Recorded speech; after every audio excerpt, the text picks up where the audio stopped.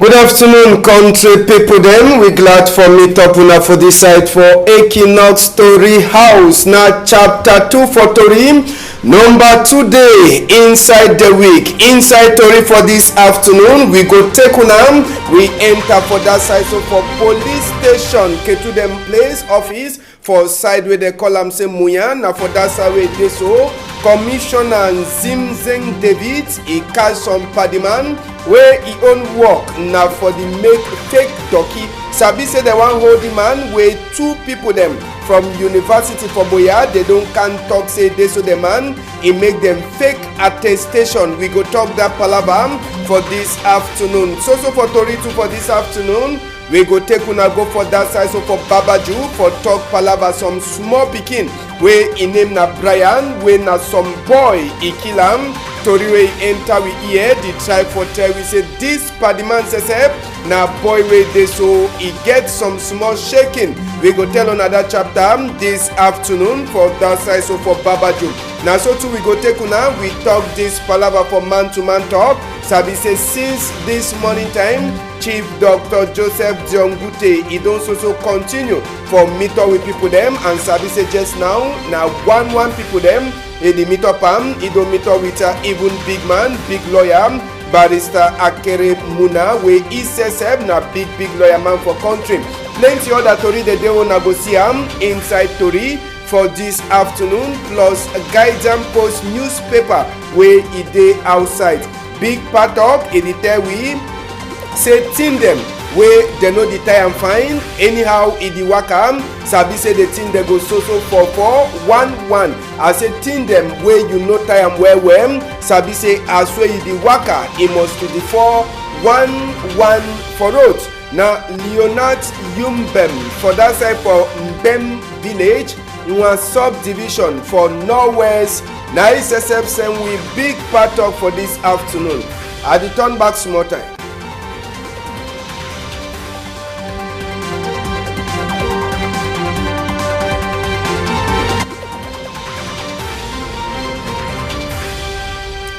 Good afternoon. Plenty glad. We salute all people the way they don't join we for all corner, whether you look na tele for house or you dey for Facebook for Equinox Story House where you look we the salute honor for say una the ever day now una the give we power sese for go for before. Tori for this afternoon country people them we go start for that side. So for Ndokoti now for inside Douala here for talk this palava accident sese way it be happen for day. Lucky no one person e no die for this accident. Na moto wey e carry mimbo country people them wey e 4 chokis for that side. So for inside Ndokoti as so sabi country people them can round about from Ndokoti na place where plenty people them they hear bad for Sika palava say Wowo road. Now for Sika this kind of half road them where e dey for inside Douala where this moto where e carry mimbo e enter so for whole moto e tire e no fit for waka again. Moto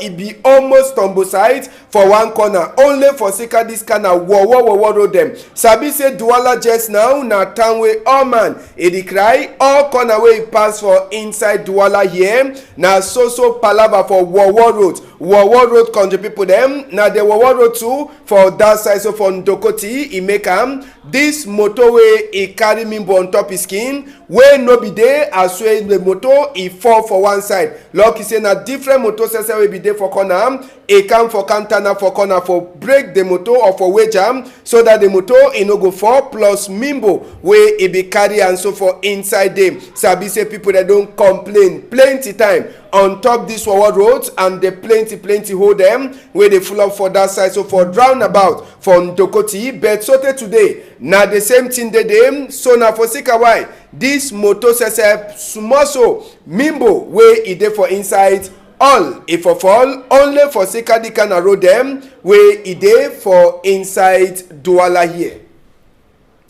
Just for sabi say for Sika this palava for small pikin accident for Ndokoti side. Sabi say waka sese for inside Ndokoti be na trouble. See as we moto e wey na for one side only for Sika Wawa Road. Then see as well people then say where they want even struggle for waka just now, where you know they at all for Sika say traffic is full up for all sides as well that motor says he don't turn up for his own end. According to Tori wey enter we hear con the people them, they say roads from Dokoti don't over small. Plenty Okada them, plenty motor them, and on top that one, this BB motor too, where he carry Mimbo, he don't just can turn up a block road, where no day at all for population themselves for take wakabe last. According to Tori wey enter with EM, they be last scam commoda motor according to way to EM, but sabi say the motor accident way happen now for Sika waiting Sika. Wawa Road na so two people them on top Okada,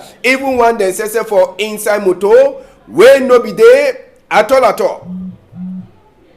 And inside that confusion we be get another small confusion. Yes, inside the confusion wey be don fair dey from that road, we get another small confusion, and this small confusion e happen na for Sika Okada for company wey e dey look out dirty. If no be so, we for talk say wetin see am. Na dem that too, they don come force their skin for pass, they don go tight. One motor turn up for one end, another motor dey for corner. Ask me say wetin di man with the dirty motor, he say be wan do for inside here. Wey no dey at all. If you wan pass na for who side? Una tell we. If you wan pass for who side, road no dey. Instead for persevere say make road e open pass, if you wan force again for enter, e go cause more problem. E dey drag on top man in motor, e drag too for this corner big motor. Wetin this padman say be the do am for inside the hole wey road e no dey pass. Wetin be the do am for there? Na im wey people dem say dey ask na question why e get for enter. Sabi say na confusion. Na thing that way dey ever happen when way e no dey. All man for Douala na man wey smart, so all people dey check for as well they go take pass. Now so the thing he pass to for Ndokoti side. Make we hear wetin wey some one man says he talk for microphone for HTC. For road, even the road be dey fine. That camion over for. Yes, because that road, the way the camion be come, that place too tight. The road not open. Again, that Okada people they plenty. You can enter with that place. If you find the way how they find for open that place. Yes. That place. That's the problem for road government. Yeah, na private road.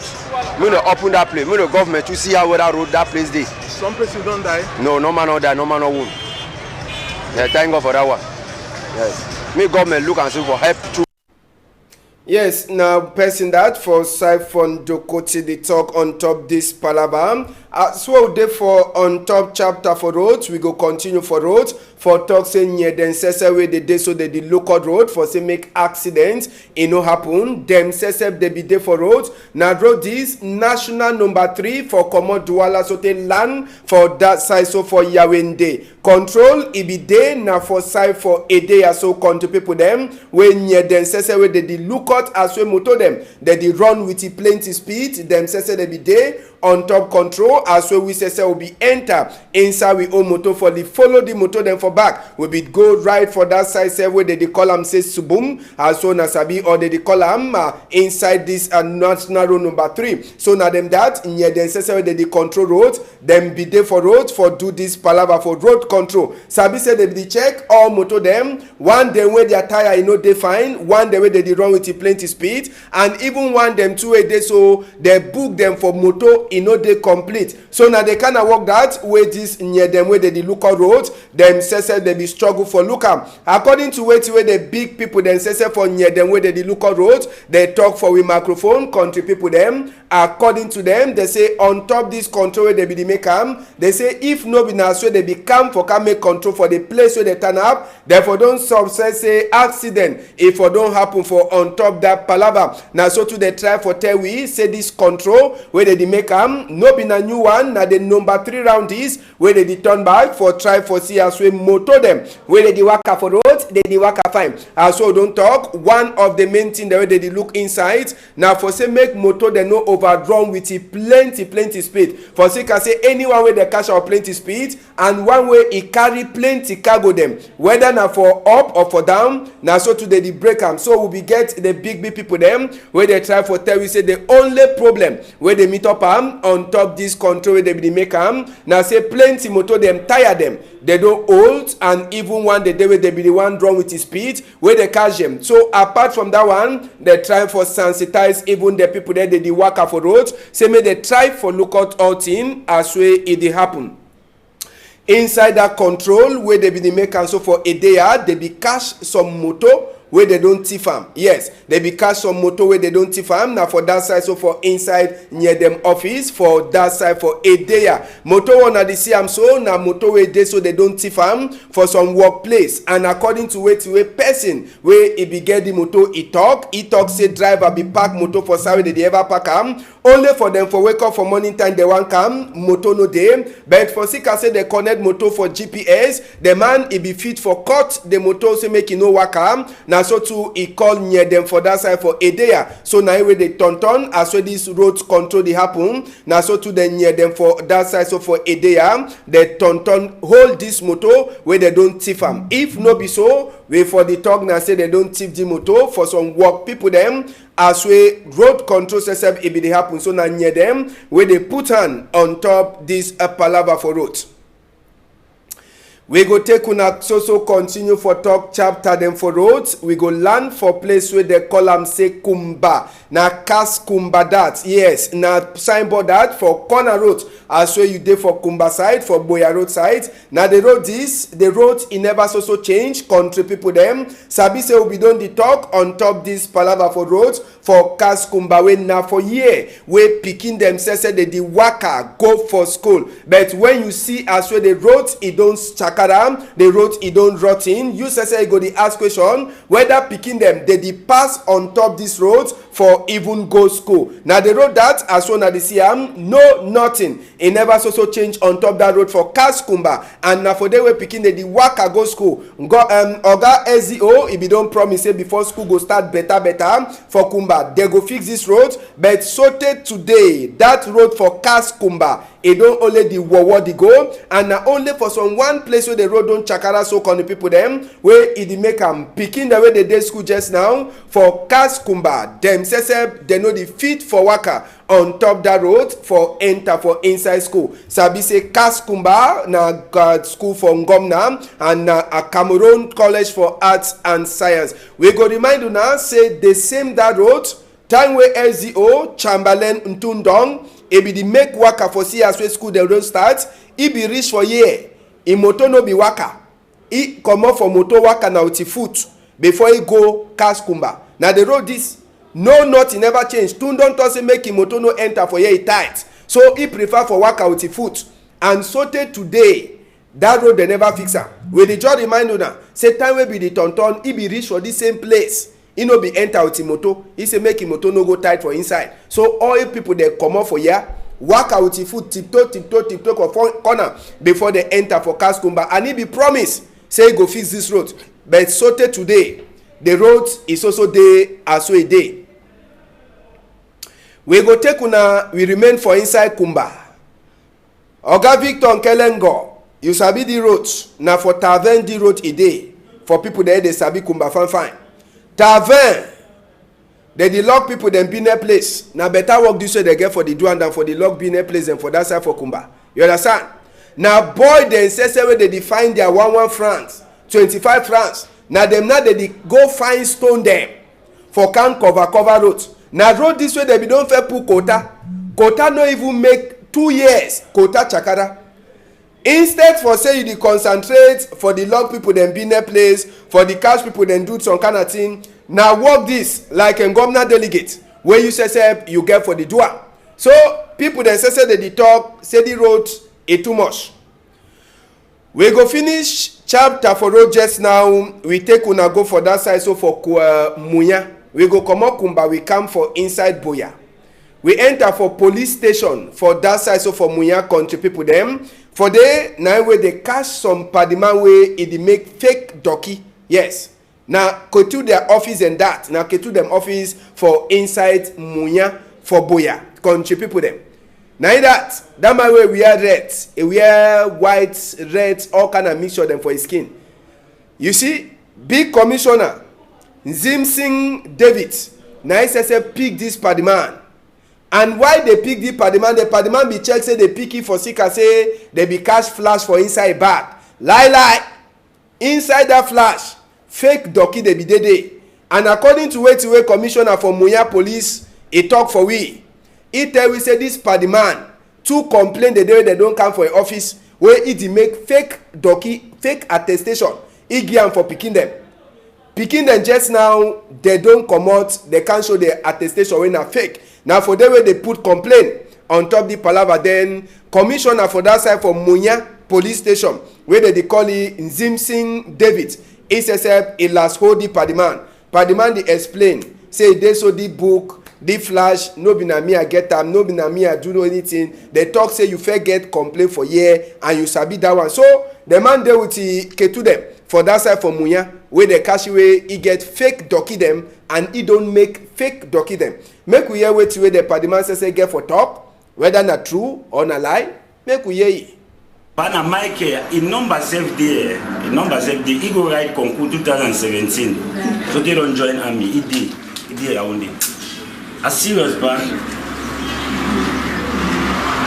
All that attestation, all that Then about flash now. Now flash no my own. Instead me have to play na music. You go put an answer for fire. You hear music go download and. But you first talk say no the content of the flash. How do you? I say no. I say I put music. No be no you talk so now say there for inside flash. Now you go print and say the inside that flash, grand friend. Me I know. 2017 man, if you don't have a long 2017 man. Okay, so when they catch you be there with the bag. Yes. Wait till you be do with the bag. I put my charger, the power bank, or the one commodity. You don't talk that. I pass now for you and wait. If you not get used for something, you work out for you and wait. I will put that in the inside because I make you all of my hand no go. And which is not your bag. My own 2017. I don't know the content of the bag. And you have to carry it. Those are irregular what you are using. You will go prison, Ben. Thank you. I never said that you will go prison. No, you are told to. They will come up for your back. Bad David. Sir, talk. Bad David. My commissioner, talk. You my bad. I want a position. You my bad. Yes. Bad. I don't beg you forgotten him. Go for office. Machine. Saying that call me. Maybe I was still for office. So? Yes, ma'am.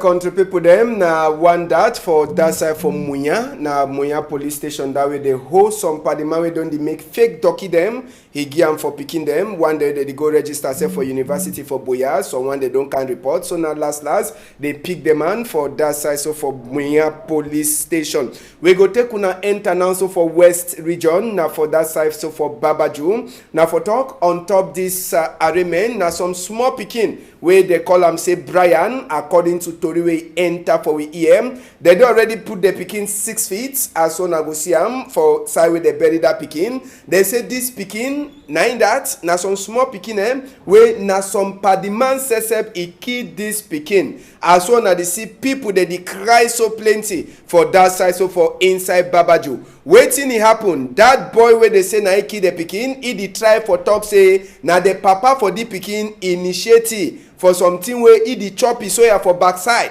So now SSF vex he carry that pikin to he go kill him. So just now people they try for check say he dey like say now wish way it happen. Now wish way he catch that padiman where we dey talk just now. Near then SSF for that side so for West region they don't already hold the padiman and even the man where they accuse him. Now for the compound is where he be the shidon and Sabi say this boy where we dey talk so now boy where he be the wash motor for that side so for Babaju according to Tori where he enter we here. But time wey population dey start for check say dey so na boy wey e dey do some kind of thing dem. Na for dey wey dey so population for inside quarter for Babaju dey drive e say make e comot for dem quarter before e can do something. But last na that man pikin wey e carry am as una dey see am for inside that bush wey we take una enter. So na for dey wey e carry that pikin enter, then dey wait so tey they don find that pikin plenty time. They never fit for see that small pikin. Na for dey wey one time as so dey picky na wey e start for talk, then they go find the pikin wey the pikin e be don already die. The boy e dey try for back all thing the way do am say na the pikin e papa e be the choppy e backside. You know this palava wey man pikin e dey spoil man pikin. Na wey dey talk say na the papa for pikin e do am. So na the young man that na the boy that wey e kill that small pikin. So for that side wey they call am say a day for side for Babaju. So e dey just now for near them office. So they talk for this side. We go take una just now, we go for that side. So for Manjo, we talk palava this government technical school for that side for Manjo. Problem for this school na say wetin they dey cry for sick as say they no get correct place where pikin dey fit learn handwork. E mean say for in sabi say technical school na school where all thing when they teach pikin them too they go enter for inside a mechanic place or for workshop. They show all that in there for hand, but the condition where the government technical school for Manjo e dey na where we ISSF e fall on top. So country people them where we no be fit for she don quiet the school e no dey na school wey we talk say na private. Them say they manage for some one cocoa man e store where they don divide class for that side. So for Manjo, but the thing where e dey vex people them plenty na for sick say like technical school no dey like a grammar school where you go read book. Technical school e need to say make you get machine them where this pikin them they go dey make practical, they go dey practice on top anytime wey teacher teach them for on top, but them too they get for enter inside laboratory as we they call am, place where they dey make training, but they no get no of that in them. So how this pikin they go manage do the thing the way they dey teach them for practical na the big problem that way this school for that side. So for Manjo e get am on top that one they no even get better class sef wey dey be she don for inside learn. Na the big problem that wey people dem for government technical school for Manjo they get am wey dey dey talk say main minister for college book e try for look inside. So for the palava for school we dey turn back for that side. So for Ezeka na the government school this wey e dey for Ezeka country people dem school e no dey. They say place where this school this pikin they learn book country people them na place where chief igia. Now why that way send the divide see close for pikin go school more for morning time where he close dey fine place for she don't know day. So all the kind of thing they so now the thing where this government school for inside place where they call them say Ezeka they get them, and on top that one teacher themselves they know they plenty. Plea madam no get office. See how plea madam office say school pikin they she don for one side, plea madam she don for one side. They say they get land, but no man never come for can be. See how pikin they learn book for the kind of 21st century Cameroon. Now for inside Ezeka country people them. So main minister for inside a basic book or minister for primary school book, Laurent Serge Etundingwa, he try for look inside this palava country people them where school pikin them small pikin them so they dey suffer. Chair they know they for she don. Teacher they know they learn for be better school day, but no man he never show head say he want even help the school. So they cry say make ngom na sesep he try for look inside the palava. Teacher them they know they office he know they chair for pikin for she don he know they 21st century Cameroon when I see the school fine school where they manage life for that side. So for Ezeka make we hear small talk for plea madam for this primary school. We go here wait way plea madam sesep he get for talk on top this arraignment. Na school where they be create am for 2016 and then Pombe e don exist for 4 years. Pombe don get problem for classrooms. They no get teachers, but they get a site where they fit build, but nobody get people where they fit help us. From the school where they be create am Madam, he don't talk auto, don't talk for this side, so it means a land a day, but they never make better school for that side. We go left chapter for school, man-to-man talk. It is also happen for Chief Dr. Joseph Diongote office. And at this time, since yesterday, so today, it don't meet up. Now people the way they come up for region them and sabi say all them. Now them governors except the day for before. One of the strong thing we don't come out for this man-to-man talk. Now palaver for decentralized. According to Rene Zengele, he say make constitution we be done day for that 1960. May they bring them back. Say now that one he go help say make people them hard for that side for Northwest and Southwest. He finish even council for mayor then say for United mayor. Sabi say they get their own association. Them say they be there for inside Chief Dr. Joseph Diongote office. Them too they try for talk. Say make they try for turn back for the normal constitution way be done for day so that people they go here fine. All the one them so now the same way all people then they talk. Sabi say today man to man talk. It is also continue. Prime Minister Chief Dr. Joseph Diongote. It is also continue for here where people they get for talk before this man to man talk where they don't talk say it go happen from number 30 for this month so for number 4 day inside next month.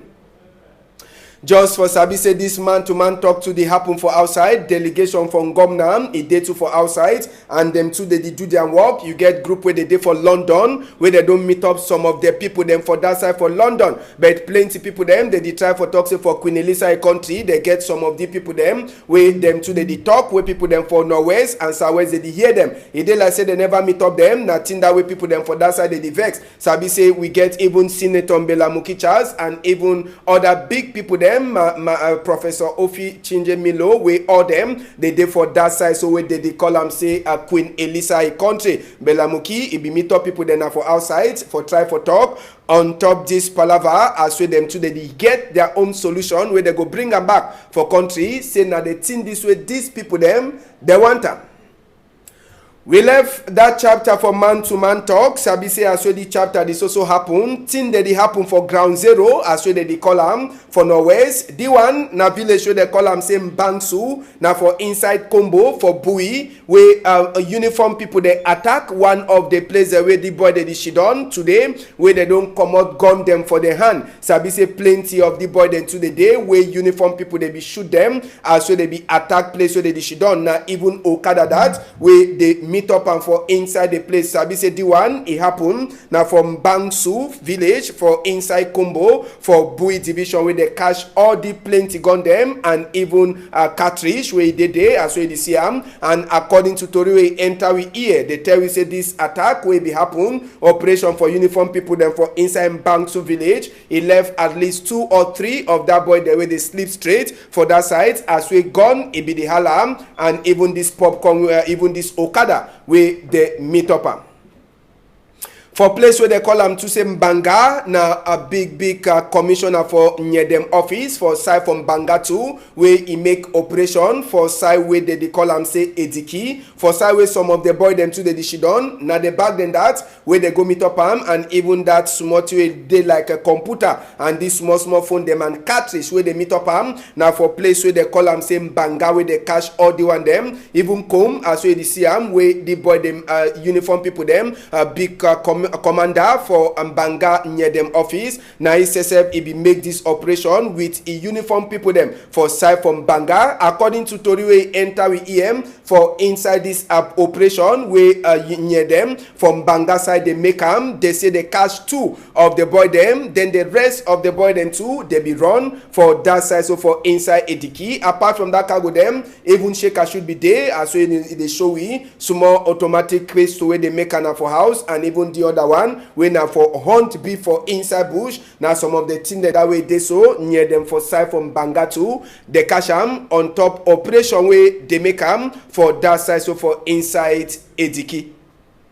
Now so we see country for chapter for image country people them just now we get one newspaper where they for we before guide and post where it day outside this sometime they try for talk for we say waiting Nkunkuma don't give commander say waiting inside the 300 delegation them where they go come for Kanshidon for this man-to-man talk for Yawinde. He say make 200 them come out now for Anglophone sites according to where the guide and post he talk inside the same man-to-man talk as well they see they try for tell we Terry as we Ambazonia head boy them. They don't talk say them. They go be for this man-to-man talk. Now through internet, according to which way the guidance post talk for we. Guidance post to the tell we as we peace crusader. Ntum for Nico Hale. He don't talk say him. Now only justice. If you make peace. He turn back for Norwest and Southwest. Waiting him in, you fit for it and now so to minister to for money for we country. He too, they don't talk say don't get too fed at them again. On topic up, according to Toriwe, the Guidance Post he write